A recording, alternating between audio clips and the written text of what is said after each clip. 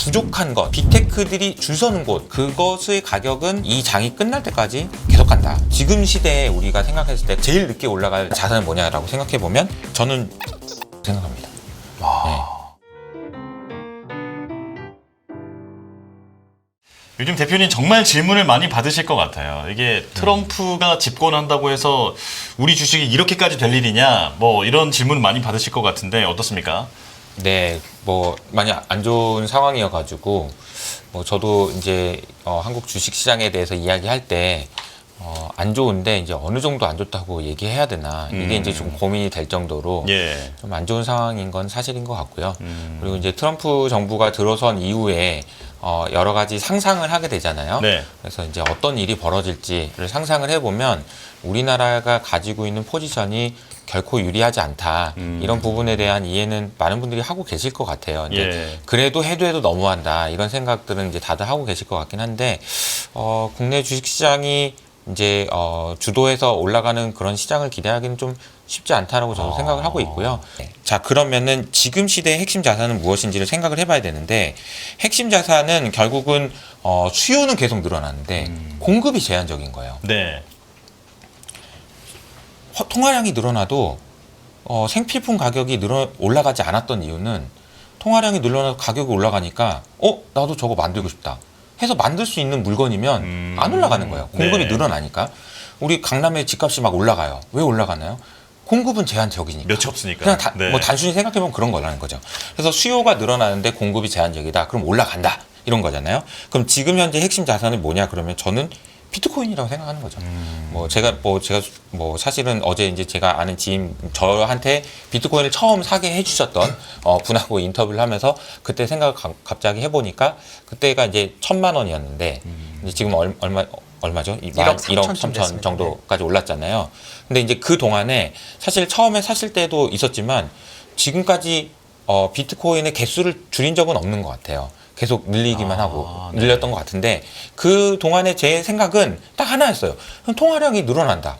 근데 그 비트코인의 개수는 제한적이다.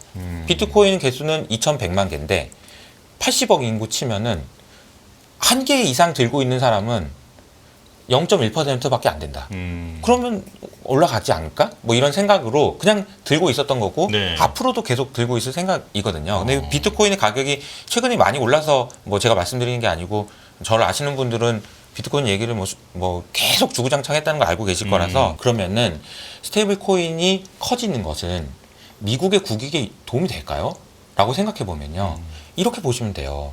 달러가 뭐 패권이 없어진다던데 위안화의 사용량이 늘어나고 유로화가 어떻게 되고 근데 뭐 사실 그런 비중을 따져놓고 보면 달러가 압도적이었으나 그 비중이 계속 낮아지고 있는 건 맞습니다. 외환 보유액에서 달러가 차지하는 비중이 뭐 70% 이하로 내려온 거 맞아요.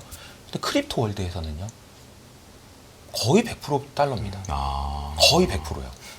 그리고 이 세상이 커지면 커질수록 미국 국채에 대한 수요는 계속 커질 건데 이미 지금 스테이블 코인의 수요가 지금 물론 작아요. 한 250조 원 정도 됩니다. 물론 뭐 삼성전자 오늘 297조래요. 보통 300조가 떨어졌더라고요. 근데 어쨌든 매우 빠른 속도로 커질 거라는 거죠. 그리고 이게 규제가 생기면서 스테이블 코인 시장은 매우 빠르게 커질 거라고 생각이 되거든요. 그리고 연준에서 나온 보고서에 보면 스테이블 코인을 뭐라고 표현해놨냐면 혁신이라고 표현해놨는데 결제 시스템의 새로운 혁신이라고 돼 있어요. 그러니까 이 시스템이나 이런 부분들에 대해서 연준도 다 알고 있고요. 이걸 다 알고 있어요. 네. 근데 얘네들이 커지는 게 우리 국익에 오히려 낫다, 유리하다라고 생각하고 있는 거고요. 놀라운 사실은 어제 크리스토퍼 월러 이사가 이와 관련된 언급을 했습니다. 뭐 많은 분들이 뭐 금리 어떻게 돼 이런 걸 궁금해하시지만 저는 그런 게 딱 눈에 들어오더라고요. 뭐라고 얘기하셨냐면 스테이블 코인 이거 연준에서 그냥 너무 관여하지 말자. 민간에 맡기자. 이렇게 얘기를 합니다. 그래서 아마 제 생각에는 이 스테이블 코인 시장이 커지면서 이 크립토 월드가 커지는 것이 미국의 국익에 유리하다는 것을 이미 철저하게 파악하고 트럼프가 이야기한 거라고 생각하고요. 그냥 아무 생각 없이 하나만 한 건 아니다. 스테이블 코인의 규제 중에서 부분 준비금으로 갈 가능성도 있어요. 이번 트럼프 이기에서 부분 준비금? 네, 지금은 왜냐하면 항상 테더나 이런 데서 주장하는 게 내가 그러니까 발행한 것보다 조금 더 많다는 걸 계속 강조를 하고 그래서 이제 USDT 바이낸스 들어가면 뭐 이자도 주고 이렇게 하잖아요. 맞아요. 그게 이제 그런 식으로 돌아가는 건데 좀 혁신적으로 하기 위해서 은행처럼 뭐 10분의 1은 말이 안 되지만 예를 들어 100 발행했으면 90만 갖고 있고 10은 안 갖고 있어도 돼 이런 식으로 하게 되면 거기서 승수가 생기거든요. 맞아요. 통화 승수가. 맞아요. 그럼 정말 커질 거라서 혹시 그럴 가능성이 이번 4년에 있을까?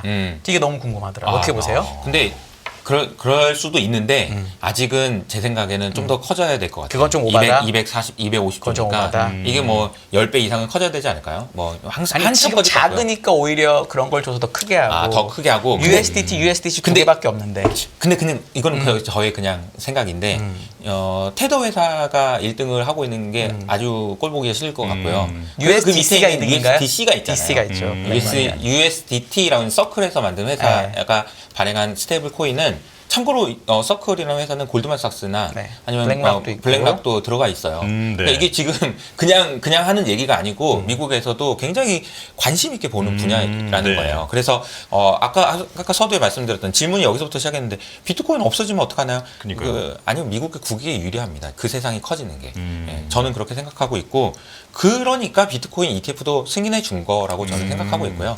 이미 그런 부분에 대한 그런 고민에 대한 것들이 미국 내에서는 고민이 끝났다 이렇게 생각합니다. 여기서 제가 그러면 이제 이더리움이랑 엮어서 여쭤보면 이번에 랠리는 비트코인이 많이 올랐고 이더리움 별로 오른 게 사실 별로 없습니다. 맞아요. 근데 이제 차이가 있는 게 비트코인은 한 개수가 정해져 있는 약간 그런 자산이고 이더리움은 활용된다고 그러면서 노드마다 계속 늘어나는 효과가 있어서 공급이 무한히 늘어날 수 있다라는 게 약점을 생각하는 분들도 있거든요. 네.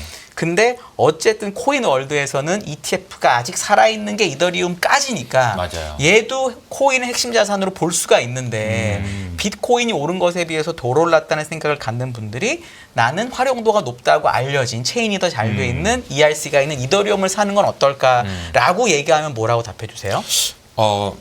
저는 이더리움을 잘 몰라서요. 네. 예, 뭐 여기 구체적으로 계신 저희보다 무조건 많이 하시기 때문에 네. 그래도 대답해 주세요. 잘 몰라서 네. 그 비트코인의 비중이 저는 뭐 98% 정도 되고요. 네. 이더리움은 투자는 안 하고 있습니다. 그냥 왜 그러냐 그러면은 네. 아까 말씀드렸던 이유인데요.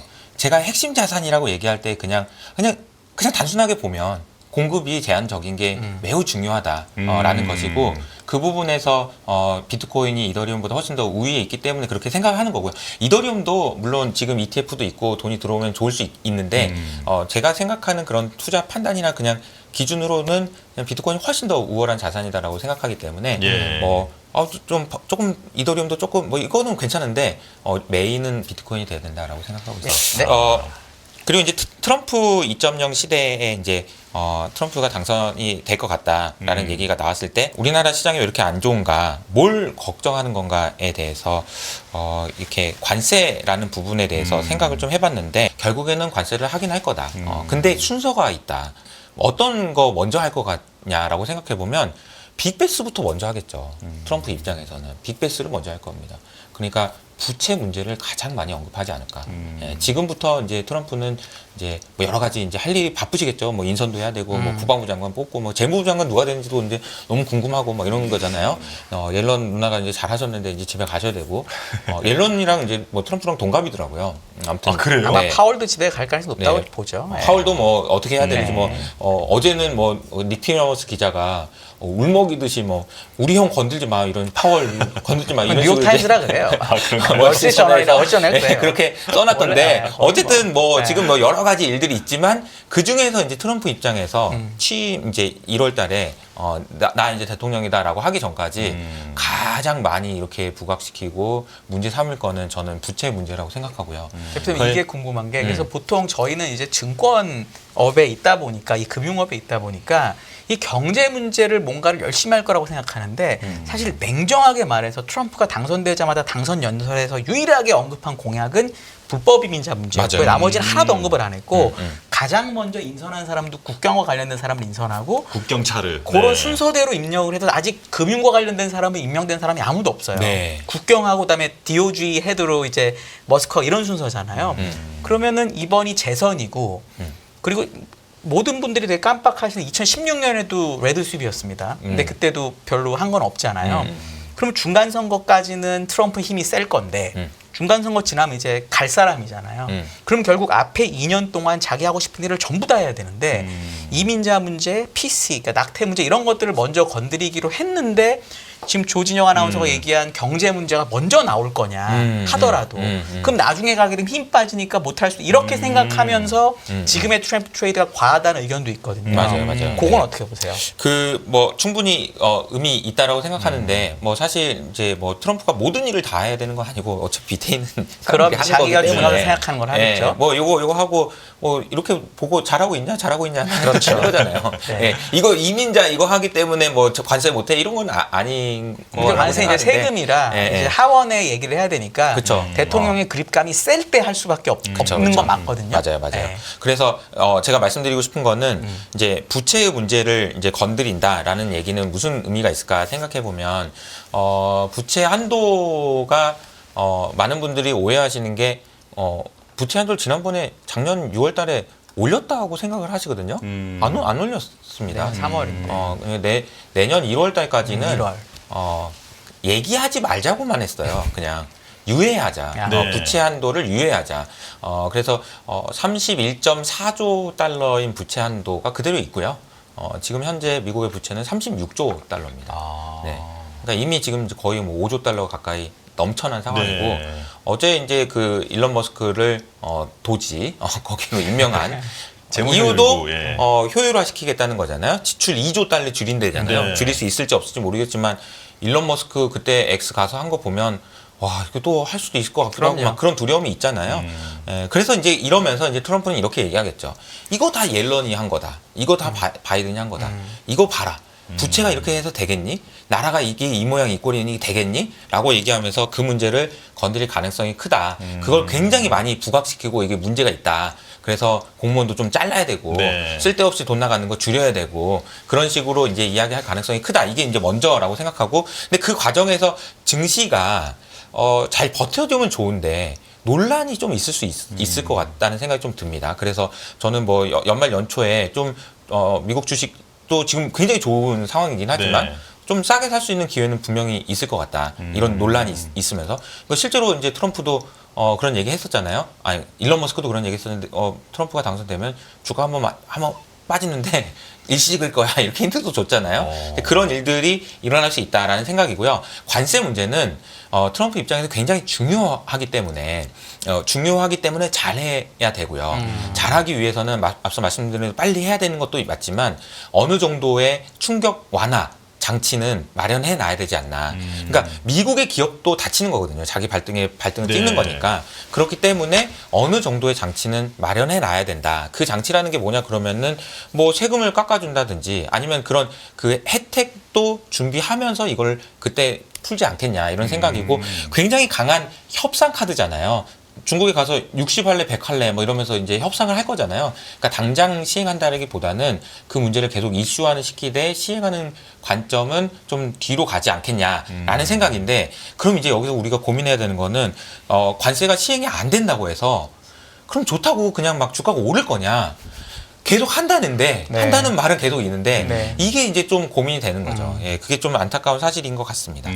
트럼프가 파월도 뭐 잘러 너 네. 그만해 내가 더 잘해 내가 더 부자야 이렇게 얘기했는데 논리가 있어야 될 거 아니에요? 예. 무슨 논리로 저렇게 과격하게 임기도 남아있는 하냐라고 생각할 수 있는데 저는 이제 트럼프가 겉으로 그렇게 말을 할지 안 할지는 모르겠지만 일론 머스크도 그렇고 트럼프도 그렇고 지금은 전쟁이다. 전쟁이야 전쟁. 중국과 하는 전쟁이고 이 중국이란 나라를 우습게 보면 안 된다. 상당히 위협적이고 요거 제대로 잡아야 된다. 안 그러면 우리나라도 힘들다라는 위기 의식을 실제로 갖고 있을 거라고 생각합니다. 예, 그래서 그런 행동들이 나온다고 생각하고 그래서 트럼프가 하는 말들을 그렇게 이해하고 나서 트럼프 트레이딩이라고 하고 있는 네. 주식시장의 움직임을 보면 이런 해석이 가능해요. 테슬라로 상징되는 AI, 팔란티어로 상징되는 방산, 그리고 이제 레거시에서의 AI가 가입돼서 생산성을 향상시키는 거, 그리고 JP 모건이 얘기하는 돈, 이거 다 전 군수 물자거든요. 그러니까 그런 식으로 생각하면 미국이 지금 보고 있는 트럼프가 생각하고 있는 것들이 이런 정도의 위기감을 가지고 하고 있는 거구나라는 생각을 할 수 있는 거고요. 근데 이 얘기를 하기 위해서는 제가 이 말씀을 드려야 돼요. 중국이 뭐 그렇게 무섭길래 그러냐. 네. 뭐 대단하다고. 중국 다 망한다던데 뭘 그러냐라고 생각하실 수가 있는데, 어제 나왔던 뉴스에 보면은 중국의 올해 무역수지 흑자 규모는 1조 달러를 넘어섭니다. 1조 달러면은 가장 역대 최대치의 15% 20% 높은 수치예요. 이해가 안 되지 않아요? 그렇게 한 번에 점프를 해서 나왔다고요? 아니, 그렇게 안 좋다면서 어떻게 그랬지? 그러게요. 첫 번째 이유는 중국 경기가 너무 안 좋아서입니다. 그래서 수입이 수입을 너무 안 줄어요. 하니까 수입이 흑자가 안 난 좋아. 거죠. 그러니까 뭐 불황의 흑자라고 할 수 있어요. 네. 예, 예. 그런데 이제 두 번째 이유가 더 중요할 텐데, 중국에서 나오는 물건의 가격은 다들 아시겠지만 엄청 싸졌어요. 네. 엄청 싸졌습니다. 근데 무역수지 흑자가 나왔다는 얘기는 도대체 얼마나 팔아제낀 거냐는 거죠. 예, 이게 어마어마한 디플레이션 압력이고요. 제가 이거는 이제 삼성증권의 이문영 연구원님 자료인데요. 왼쪽에 있는 그림을 한번 설명을 드려보면, 네. 그러니까 자동차 수출이에요. 이게 1980년대부터 그려져 있습니다. 우리가 잘 알고 있는 일본과 독일, 제일 많이 수출했을 때가 500만 대가 안 돼요. 그리고 한국도 계속 꾸준히 늘었죠. 포니부터 시작해서 꾸준히 늘어가지고 지금 한 300만 대 조금 안 되는 정도 수준입니다. 중국 보실까요?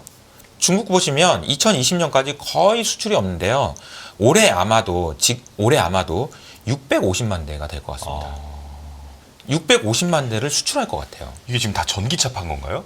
뭐 전기차 포함해서 이제 뭐 이게 혹시 제가 알기로는 중국에 있는 이 중국과 유럽 회사들의 합작법인 수출도 생각보다 많고, 그래가지고 이제 이거를 뭐라고 해야 되나, 관세나 뭐 이런 식으로 유럽에서 어떻게 막냐 뭐 이런 이슈도 있긴 한데, 중국이 분명한 사실은 자동차를 많이 파는 건 맞고, 그다음에 전기차는 전 세계에서 압도적으로 많이 팔긴 하니까 저 그림이 이제 25년까지 나와 있는 거잖아요. 그러니까 그쵸. 이제 앞으로 약간 기대도 녹아 있다라고 보면 됩니다. 네네. 네. 근데 이제 올라오는 네. 속도가 이 그림을 보시면 너무 그러네요. 가파르고요. 네. 이게 이제 어디까지 올라갈 수 있냐, 이론적으로 생각해 보면은 중국의 그러니까 전국의 자동차를 만들 수 있는 캐파는 4천만 대예요.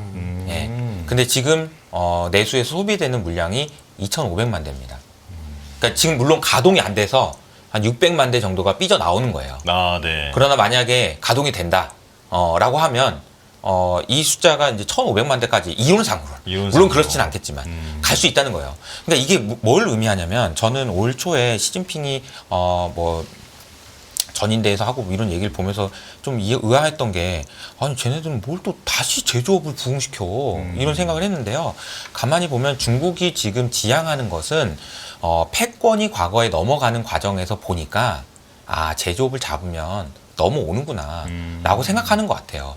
어떤 정도의 수준이냐면, 지금 중국에서 제가 중국의 그 교수님하고 인터뷰를 할 기회가 있었는데, 그분이 얘기를 들어보니 지금 중국의 공장들이 엄청난 생산성 혁신이 지금 진행되고 있는데, 어떻게 되는 거예요? 그러니까 중국은 AI로 챗GPT 이런 거 안 한대요. AI 활용해서 공장에다 때려박아서 공장의 생산성 높이는 데만 다 쓴대요.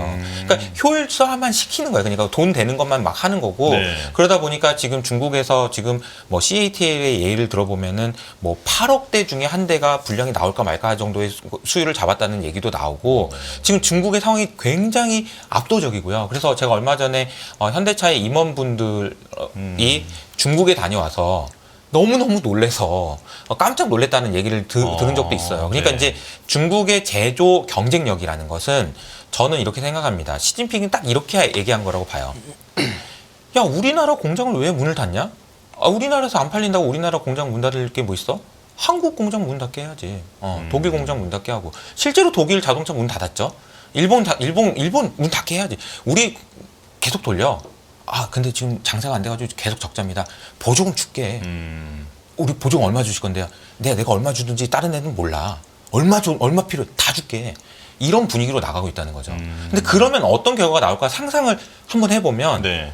제조업을 다 말살시키겠다라는 전략으로 간다. 이렇게 되면 제2의 제3의 마스크 사태가 또 일어나지 않으라는 법이 있을까요? 그러니까 코로나 때 우리가 기억해 보시면 마스크가 없어서 난리가 났었잖아요. 네.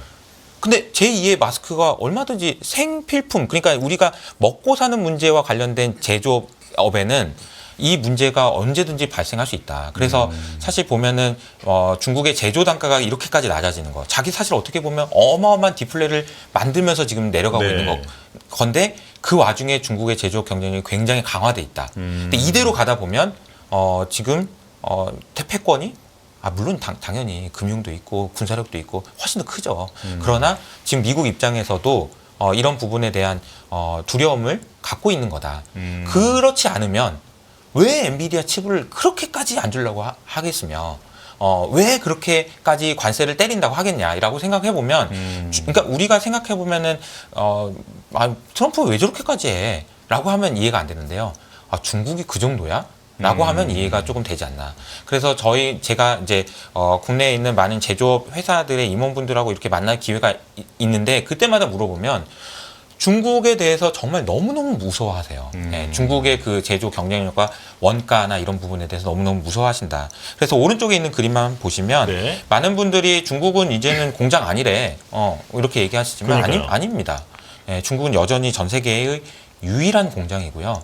유일한 공장이고요. 이 그림은 2020년까지만 나온 건데요. 중국과 중국 이외의 10개 국가가 생산하는 양을 보면 중국이 더 많습니다. 예. 이게 이제 중국이 제조업이 너무너무 잘 된다는 거는 저도 매우 동의를 하고요. 이제 중국 제품을 사줄 거냐 말 거냐의 사실은 문제도 있긴 있고, 그 다음에 말씀하신 것처럼 중국의 제조업 경쟁력은 좋은데 미국이란 나라를 놓고 보면 사실 아주 냉정하게 말하면 그냥 아주 최악의 경우에 보통은 상관없지만 자급자족을 해서 넘어갈 수 있는 거거든요. 예를 들어 미국의 철강 가격은 아시아 가격의 3배쯤 됩니다. 왜냐면은 회사가 2개밖에 없어요. 그 US 스틸하고 예. 뉴코밖에 없습니다. 그러니까 그런 식으로 내가 하기로 마음을 먹으면 그냥 중국은 그쪽에서 놀고 나는 일본이나 한국까지만 우리의 이렇게 해서 하는 방법도 사실은 있거든요. 그럼 중국은 그렇게 보조금을 주고 계속 제조업을 늘리다가 어느 순간 시장이 없어지면서 그 피해를 볼 수 있는 가능성도 사실은 있는데 맞아요. 그 부분을 그래서 23년부터는 미국하고 중국의 GDP가 다시 격차가 벌어지기 시작을 했는데 올해는 아직 안 나왔지만 그렇게 보면은 그냥 아까 얘기하신 엔비디아 칩이나 이런 것만 맞고 나머지 부분까지 그렇게 포괄적으로 관세를 때려야 될 필요가 있느냐에 대한 퀘스천도 있거든요. 맞습니다. 그건 어떻게 네. 보세요? 이제 어디까지 관세를 매겨야 되냐 이런 부분들은 이제 판단을 하시겠죠. 네. 트럼프가 판단할 거고 다 포괄적으로 다 때릴 건지 나한테 피해 주는 것만 때릴 건지 이런 거는 하겠지만 저는 이렇게 생각합니다. 미국이 특수한 분야만 제조업을 살리잖아요. 우리 미국에서 건설 건축량이 늘어나는 걸 보면 AI와 관련된 혹은 배터리와 관련된 공장만 올라가요. 나머지 공장은 포기했어요. 그러니까 나머지 공장은 어차피 안 되는 거죠. 그런 상황이라고 보고 있고요. 그것만이라도 잘하자라는 생각이라고 저는 생각합니다. 그래서 이 부분을 제외한 나머지 부분에 대해서까지 관세를 때릴 필요가 있냐라는 부분에 대해서는 저도 동의하고요. 그런데 앞서 하신 내용이 사실은 또 무서운 얘기일 수 있는 게요. 미국이 고립주의로 간다라는 거는 제가 이제 사실은 이제 미국이라는 나라가 패권을 쥐고 있었고 이렇게 표현하시더라고요. 자유무역이라는 거는 공공재다. 누구나 쓸 수 있도록 풀어준 공공재다. 그거는 패권을 가진 국가가 할 만하니까 하는 거다. 근데 안 할 만하다. 그럼 안 하는 거다. 안 하는 거죠. 너그럽게 해준 겁니다. 미국이 사실. 자유무역이라는 거를 우리가 생각해 보면은 1945년에 2차 세계대전 끝나고 나서 그 전까지만 해도 자유무역이 어디 있었어요. 예. 영국이 식민지였죠. 해적이 됐다가 음. 대영 제국이 되면서 다시 자유무역을 약간 허용해줬죠. 약간 해군력으로 약간 그 근처를 막아주면서. 맞아요. 그게 사실 시초라고 보시면 됩니다. 맞아요. 그러니까 자유무역을 해준 거는 해준 거지. 해준 거지. 저기 필요한 게 아니라. 공공재를 맞습니다. 공짜로 준 거지. 내가 니네들한테 잘 살게 먹고 해줬잖아 지금까지. 야 한국 니네들 지금까지 맞아요. 나 덕분에 좀 부자 된 거 아니냐? 네가 좋다고 해서 내 체계 안에 들어온 거 아니야? 근데 나 이제 못 해먹겠는데? 돈 좀 더 내놔 이거죠. 그러니까. 나 못 해먹고 나 이제 힘들어. 내가 그거 공공재까지 아니, 자유무역이라는 공공재까지 줄 정도로 여유 없어. 미안하다. 어떡하냐? 러스트벨트에서 쟤들이 저렇게 난리다. 나도 힘들다. 못하겠다. 이 얘기는 사실 우리나라 입장에서는 굉장히 뼈아픈 이야기인 거죠. 또 와서 공장을 짓거나 돈을 더 내놓으라는 건데 그 정도의 문제일 수는 있을 것 같아요. 네. 그럼 가서 공장 짓고 우리나라가 경쟁력을 좀 다시 살리는 방법은 없을까요? 네. 근데 트럼프, 그러니까 미국이라는 나라가 뭐 나도 힘들다. 근데 죽이지는 않을게. 이 정도는 좀 해주지 않을까. 네. 야, 그러다 나 죽겠어요. 막 이러면은 야, 그럼 죽으면 안 되지. 그렇지, 죽으면 안 되지. 야, 근데 그렇다고 죽으면 안 되지. 그렇죠. 야, 너 방위비 분담금을 5조를 내려면 네가 죽으면 안 되지. 그렇지. 야, 돈을 빌려줄 때도 얘를 죽이면 안 되는 그쵸, 거예요. 예. 1차 세계대전 갚을 수 있게. 끝나고 나서 왜 또 2차 세계대전이 났습니까? 맞아요. 결국에는 먹고 살게는 해줘야지.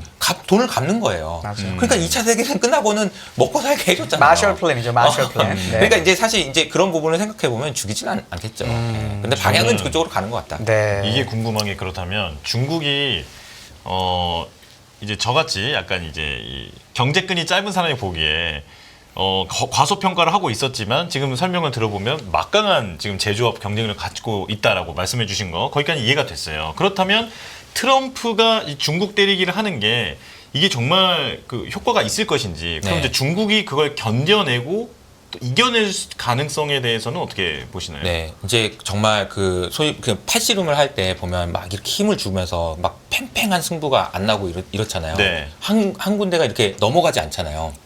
사실 어떻게 보면은 미국이라는 나라가 이렇게 높은 금리로 중국의 목을 꽉 조인 거잖아요. 야, 홍다 망했는데 너 부동산 안 망하냐? 야, 이렇게 했는데도 이렇게 오래 했는데 안 죽냐? 그러면서 했는데 중국이 안 죽었잖아요. 어쨌든 죽진 않았잖아요. 물론 거의 뭐 죽었다고 할 수도 있겠지만. 중국 외환 보유고를 그래서 중국이 엄청 컨트롤을 하죠. 그것만 있으면 절대 안 죽거든요. 그러니까요. 네. 안 죽잖아요. 이렇게 금리를 해도. 그러니까 이제 50bp 내리자마자 중국에서 지난번에 어마어마한 부양책을 쓸 것처럼 이렇게 나왔었잖아요. 또 이게 서로 힘을 보면서 계속해서 밀당을 하면서 가는데 제가 볼 때는 그 과정에서 나타나는 건 뭐냐? 그러면 딱 하나만 해라. 그러면 뭐 이거 뭐 전쟁이 날 수도 있고 어쩌고저쩌고. 그냥 통화량이 늘어난다. 네. 그냥 통화량이 늘어난다. 왜냐하면 그 제가 다음 페이지를 보시면 네. 이게 제가 중국판 아름다운 디레버리징이라고 했어요. 예. 저는 지금 중국판 아름다운 디레버리징을 지금 시도하고 있다라고 생각합니다. 아름다운 디레버리징이라는 표현이 되게 재밌는데 이건 레이 달리오가 쓴 말이죠.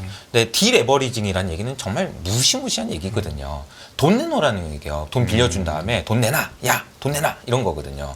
그럼 얼마나 힘들어요. 돈 갚아야 돼서 소비도 못하고 소비가 못하니까 장사가 안 돼서 또 안 좋고 또 공화프라고 그러고 자산 가격 또 빠지고 얼마나 안 좋습니까? 근데 이게 아름답대. 어떻게 아름다워? 예. 아름다울 수가 없잖아. 근데 이 아름다운 디레버리징을 버냉키가 해낸 거죠. 예, 양적 완화라는 걸 통해서 버냉키가 해낸 겁니다. 그러면 돈 풀기로 했다는 건가요? 근데 돈 풀기 말고 하나가 더 있어요. 우리가 돈 풀기만 이해하면 아름다운 디레버리징의 절반만 이해하는 거예요. 또 하나는 뭐냐? 생산성이 높은 곳으로 돈이 흘러가도록 만들어주는 거죠. 푼 돈이 만약에 다시 예를 들어서 2008년 금융위기가 터졌어요. 부동산이 망가졌습니다. 근데 미국에서 연준에서 돈을 풀었어요. 근데 그 돈이 다시 부동산으로 가요. 그럼 망하는 거예요. 근데 부동산은 절대 못 가게 만들고 미국의 실제 그때 이후로 미국 개인들의 그 부채 비율 보세요. 엄청나게 낮아져요. 지금 미국의 개인들은 엄청나게 건전한 부자들이에요. 숫자를 말씀드리면 순 자산이 150조 달러입니다. 미국 네. 사람들이요? 네, 150조 달러요. 순 자산이. 참고로 2008년에 50조 달러였어요. 네. 부채 비율이 100에서 70이 됐습니다. 미국이 지금. 부채가 부채 없어요. 비율이. 가계 부채가 네. 없어요. 우리나라랑 너무 달라요. 부채가 하나도 없어요. 그렇게 돈을 꽉 막아놓은 상태에서 그 돈이 어디로 가게 만들었냐면은 생산성이 드라마틱하게 나오는 곳으로 가도록 만든 거죠. 그게 뭔가요? 애플인 거죠. 구글인 거고요. 아마존인 거고요.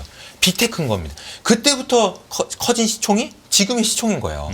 모바일 혁명이 그게 나온 거고 그 돈을 풀었는데 그 돈이 이쪽으로 가게 만들어 준 거. 그게 아름다운 디레버리징이에요. 레버리징 그 디레버리징이 돼서 부채가 줄었어요. 힘들어요. 부채 개인들 다 힘들었어요. 그러나 이쪽에서 커지면서 생산성이 나오면서 자산 가격이 올라간 것이 굉장히 아름다운 디레버리징이 됐다. 근데 중국도 지금 그거 따라하고 있다. 중국이 따라한 지가 지금 사실 한 3년 됐거든요. 네. 근데 코로나 끝나고 나서부터 부동산으로 돈 가는 거를 매우 막고 사실은 2015, 16년에 중국이 정말 안 좋았기 때문에 이제 17년에 약간 부동산 부양책을 쓰면서 중국이 올라왔는데 이번엔 되게 오랜 기간 부동산으로 가는 돈을 막고 있단 말이에요. 근데 미국은 그런 식의 빅테크가 좋아진 거는 이민자도 받고 이 시장도 크고 여러 가지 이제 소위 말하는 자본주의적인 행태 때문에 좋아진 것도 있잖아요. 맞아요. 근데 중국은 요즘 보니까 중국에서 잘 나가는 엔지니어들이나 이런 사람들이 옛날에는 미국 유학 갔다 중국으로 많이 돌아왔다면 이제 똑똑한 사람일수록 미국에서 비즈니스를 하고 싶어 하는 경향도 있거든요. 그럼 그게 미국하고 다른 문화적인 이슈고 체제적인 이슈인데 공산주의라는 체제로 미국과 같은 아름다운 딜레버리징이 가능한 거냐. 그게 불가능해서 지금 이런 식으로 결국은 부양책이 나온 거냐의 차이가 있거든요. 맞아요. 그건 어떻게 보세요? 그러니까 이제 뭐 저도 마냥 중국판 아름다운 디레버리징이 성공할 겁니다라고 말씀드릴 수가 없습니다. 왜냐하면 이건 왜 그러냐면은 사실 디플레이션을 이제 극복하겠다는 이제 방안인 거잖아요. 이건 사실 이제 그 약이 아니에요. 이거는 그 인플레이션 잡는 거는 금리 인상이란 약이 있지만 디플레이션 잡는 건 약이 없어요 아직. 미국에서 유일한 성공 사례가 있는 거고 중국에서 성공할 거냐 알 수 없어요. 하지만 중요한 건 뭐냐? 될 때까지 한다는 거죠. 될 때까지 하겠죠. 네, 될 때까지 한다라는 거는 이게 이제 무슨 말이냐 부동산으로 가는 돈을 막고 도대체 돈을 얼마나 쳐줬는지를 모르겠을 정도로 아니 SMCI가 어떻게 그런 게 나오는지 돈을 도대체 정부에서 돈을 얼마를 받았는지를 모른다니까요. 예, 그 돈이 그냥 들어가는 거예요. 그래서 기술을 개발해서 어떻게든 야 수율이 안 나와도 되니까 반도체를 만들어내, 찍어내, AI 패. 그리고 지난번에 2020년에 보시면 아시겠지만 고속철이 부딪혔어요. 200km 이상 달리는 고속철이 부딪혔어요. 네. 400명이 죽었어요. 그러면 고속철 그만해야 되잖아요. 계속하죠. 왜? 그게 죽은 게 중요한 게 아니죠. 그러니까 지금 뭐랍니까? 로보택시 돌아다니는데 사람이 죽을 수도 있잖아요.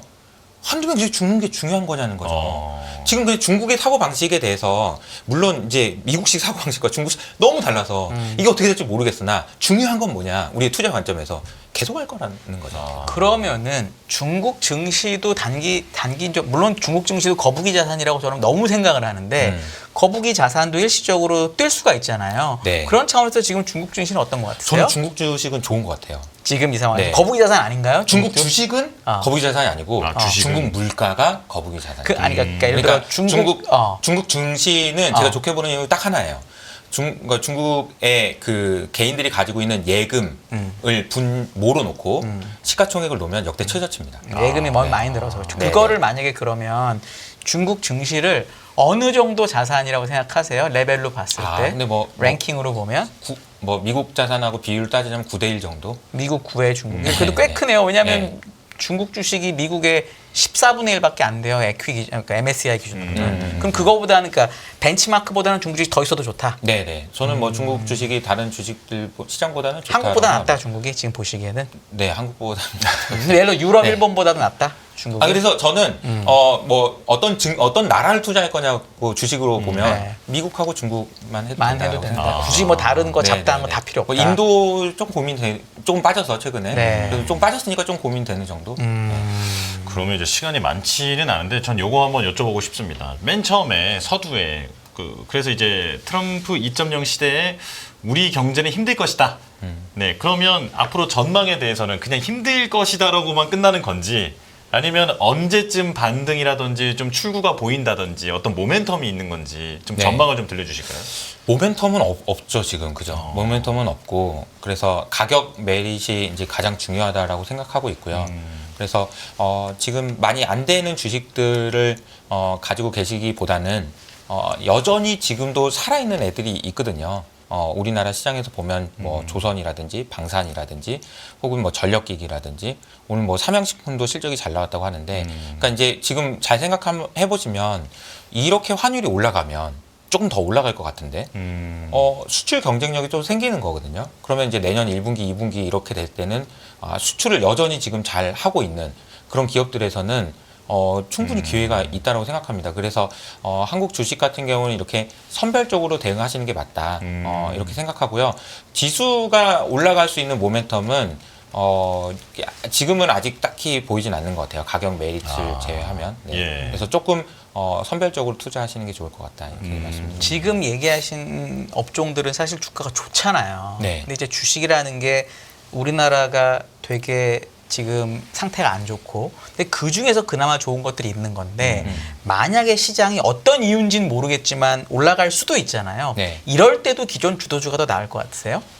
만약 올라갈 때라면 뭐 네. 바뀔 수 있겠죠. 그러면 그때 올라가는 종목을 따라가면 되잖아요. 근데 저는 기본적으로는 수출주에서 답을 찾아야 된다. 수출주에서 다 환율이 높기 때문에. 네, 그리고 여전히 미국의 소비가 유효하기 때문에 미국의 수출을 잘하는 회사에서 답을 찾아야 된다. 결국 생각합니다. 올해 작년까지의 주도주를 계속하는 게 맞다라는 거네요. 네, 그러면. 이거는 마지막으로 좀 아이디어 차원에서 말씀드리면 네.